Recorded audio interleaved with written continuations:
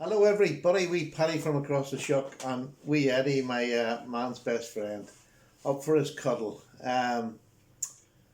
This is probably not going to be as long this week. What I want to do is a wee recap of what we've been talking about the last couple of weeks. And first of all, I want to thank so many of you for taking part in this, for answering.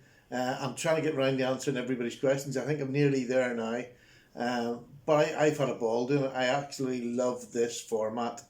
And it's not the only new format I'm going to do. I'm going to try a few different things. There's a video up this week. I'm going to ask you questions about, well, I've asked it in the video to see what you think of it. I want to try changing it up a wee bit. But before that, let's have a recap. The episode on clones was brilliant, and I just want to thank everybody for not taking the high line and just entering into the spirit of we're all different. And look, clones are clones, copies are copies. It doesn't matter what you're into, there's always going to be copies. But it was nice to have a genuine conversation about it. And if you don't like it, there's no right or wrong in anything that we do. It's just our opinions. So they're not out to get somebody or to be confrontational. Not from my point anyway. I just like having a wee chat about knives, doesn't matter what it is. Last week we talked about HRC testing. I have to say I was a bit disappointed. I didn't get any response, as in any positive response from some of the HRT tests. There was a couple of them come on, and I think they took it a bit thick that I had brought the conversation up, that I was being ungrateful for what they were doing. That was never the intention. I thought I had put that across, that I backed them. I financially backed Kurt and his machine. So, I mean, I back what they're doing, but it wasn't taken the way I wanted it to be taken. But that's life. I just genuinely can't please everybody all the time. So, and the whole point of a discussion like this, or my wee Paddy's Parlour podcast, is to have a wee conversation. And you need two sides to a conversation to make it worthwhile. So, I'm not going to change that. I said what I said, and it's what I want. I was looking for an answer, didn't really get it from the people who were doing the testing, but that's fine. There's no problem whatsoever. Now, this week, what am I going to talk about this week? This week, I really want to talk about where I want to take the channel, and where I want to take this channel. Look, there's no new things. There's reinventions of all things that have happened before, but I want to, like this podcast, I want to do things that are a bit different. I don't want to end up stale. I've been doing this now about 3 odd years now, and you tend to just review knives. You set a knife down, you talk about it, you move on to the next knife. If anybody's noticed, the knife world at the minute is crazy. I mean, you just cannot keep up with the amount of knives that are coming out of China at the minute. Well, you can if you're financially solvent. I'm not that kind of a chap. I say last year I had money. This year I'm back to being the old Paddy again. So, but I don't want to be the old Paddy that's constantly chasing after budget knives. It costs too much money, and there's so many good ones coming out now. From sort of $70 down, there's just this raft of knives coming in. And to be honest with you, I don't even want to keep up. There's just too many. There's so many lookalikes. They're all sort of copying each other, and they come out with these fancy holes, and you get 5 or 6 of them look the same to me, and the super hollow grind ones come out. But they're great, but they're not always what you want. I want a bit of a change sometimes. So this year for me is going to be a bit more selective. I want to do comparison videos of certain knives that I believe that are a good option for a more reasonably priced knife and maybe a medium range price knife, and putting them together and see whether the extra money you're paying for the medium price one is worth it, in my opinion. And then you can make your own mind up. But it means that it's given people who watch channels for a knife they actually want to buy, it's going to give them that option. Well, look, do I want to buy this one for £30 or this one for £60? And that's the sort of price range that I want to hit into. Now, that's part of the channel, is that sort of 30 to 60. Is it worth going that extra wee step? Say to get, I have a video, again, I've done it at the weekend at the caravan there, and it's about 2 lockback knives, a Civivi knife and a brother knife, both Chinese made knives, both extremely similar, both act in the same way, but yet one's double the price. The Civivi one's 74, the brother one's 30 quid. So I mean, there's a double the price difference, but yet to me, I couldn't see why I'd want to spend the extra. But so I'm going to do videos like that, which are a wee bit sort of get you thinking. Is this well? Do I need to spend that because that's the like Civivi are the great budgety knives, but they're still $70 now. They came out with knives that were $39 and all in the beginning. We don't see them anymore. They're gone. They're replaced by the more dearer ones. But so that's where I want to go as far as budget and medium range knives. I want to put up challenges that, and they'll maybe not be as frequent because I can't keep up with Civivi. I can't. I physically, financially can't do it. I financially can't do it. So, and I don't want to chase this. I don't want this to become a burden because this is not a burden. I love buying knives for use and testing them and let you see them. But I'm also buying them for me. So it's going to be a bit more of buying what I want, and then hopefully you'll get the benefit of that price challenge. I mean, I still got this year, I mean, I got my Hinderer and I got a Medford. I love these and I'm using them, and that's the joy. I'm actually using them. Now, a lot of people don't. They buy them, for more of a showcase, for building up a collection. Absolutely wonderful. I love that. I mean, that is our hobby, is buying knives. What we do with them is our own particular preference. I'm enjoying using mine, and I didn't think I would, especially a £500 Medford. I didn't think I would cut anything with it for fear of doing it any damage. I found out that I don't care. I just love the knife. And sometimes I was sitting trying to think of, for topics that I was going through it. I was thinking, like, you get the high-end knives and you get people buying them and they call them really, really lovely knives and great work tools, but an awful lot don't actually use them. I'm starting to find out that mine is going towards the using, like Vinny. He uses, and he's the sort of channel I'm going to find out what a knife is like in use, if it's an expensive knife. So I'm enjoying that. I'm enjoying I've really enjoyed getting them a few expensive knives. I'll probably not get. I can't see me getting anything above 150, 200 this year. Maybe one or two if I'm lucky. But the other place I'm heading off down to is traditional knives, like this beautiful. This is a Rough Rider, and this is just a stunning knife. It's in my Carta. It's absolutely beautiful. You've got matchstick nail pulls.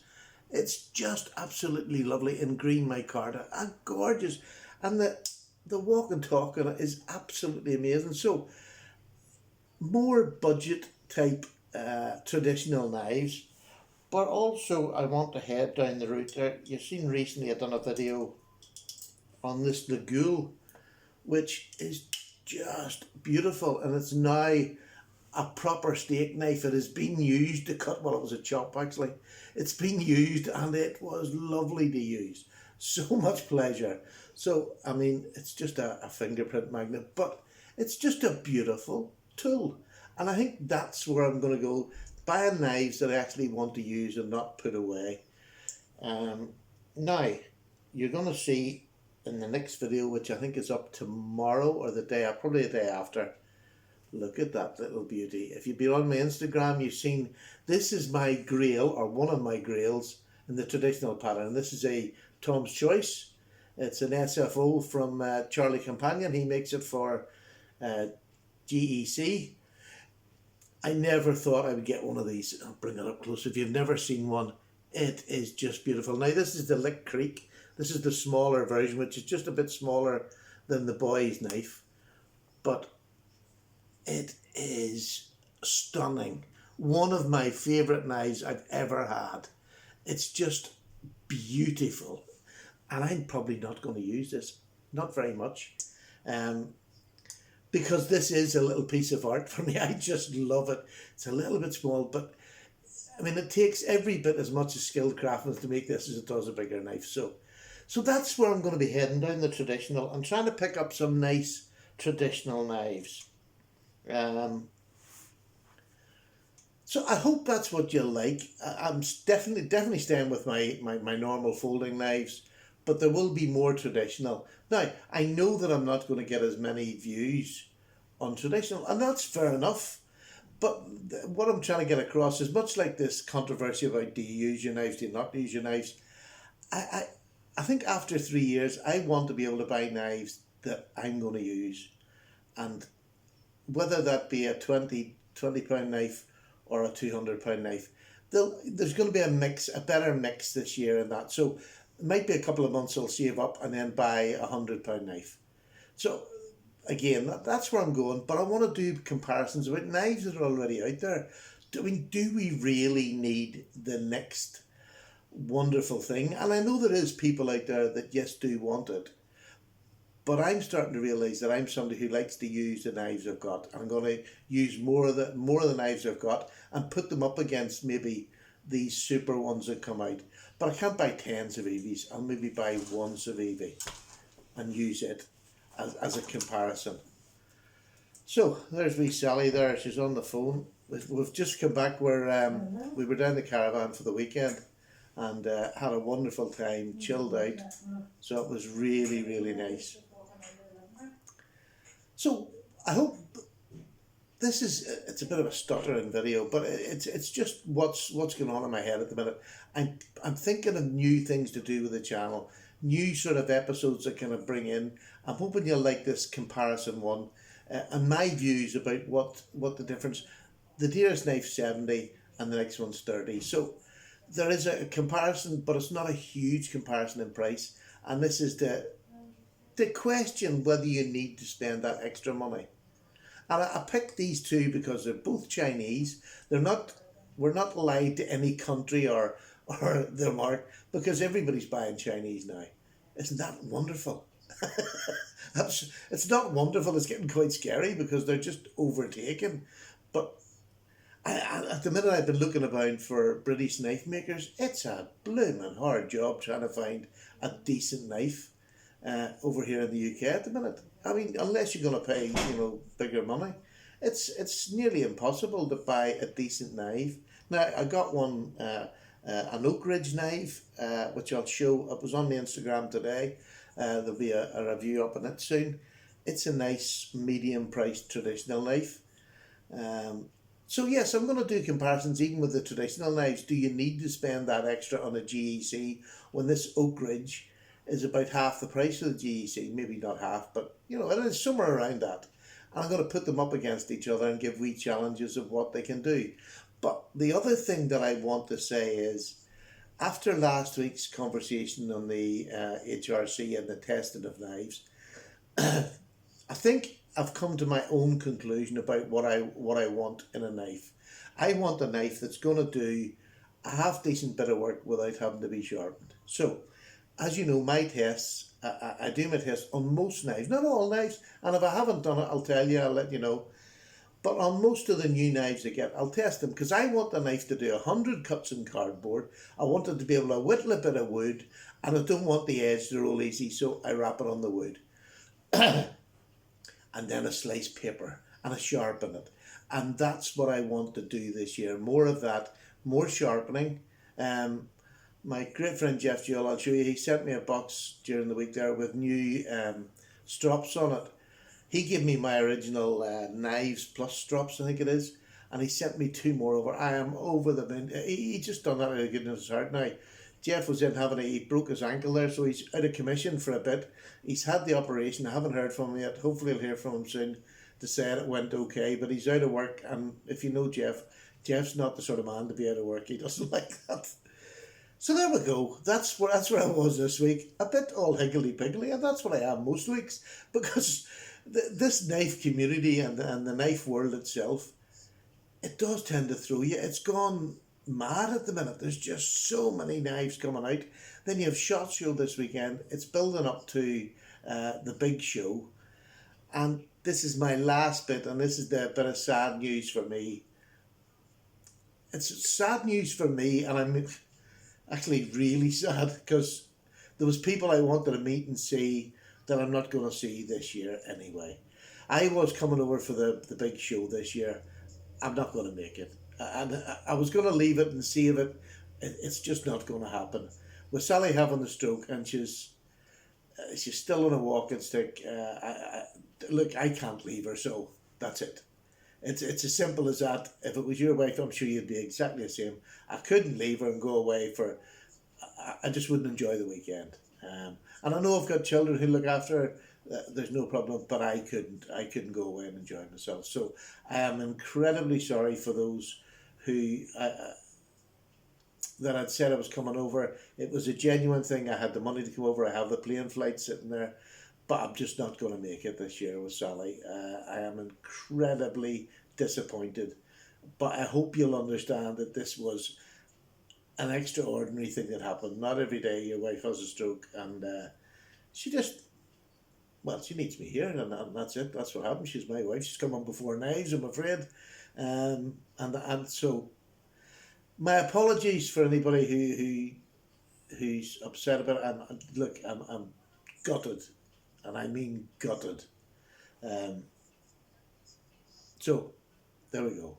And I think that's probably why my head's all over the place. I knew I was going to have to make this video and say at the end of it, and I can't tell you how gutted I am because I've made some absolutely cracking friends in this community, and I just wanted to see his face to face. Look in the whites of your eye, if that's what the saying is. Anyway, do you like the haircut, the beard cut? See? New man for the new year. Right, I'm going now. Thank you so much for listening. Thank you so much for taking part in these podcasts. It'll be back to normal next week. I'll have a proper topic, but this was just a wee fill-in to let you know where the channel's going. And it is going to change a bit, but hopefully not enough that you're not going to recognise Paddy at the other end of it. I'm still this silly old idiot who loves knives and spends too much money on them. But there's another topic. What is too much? I never spend money that's going to take food off the table. This is a hobby. Remember that. It's a hobby. So, take care. All the very best. Paddy and his wee friend Eddie are away for a cup of tea and a wee smoke on a stick. Take care. Bye-bye now. All the best.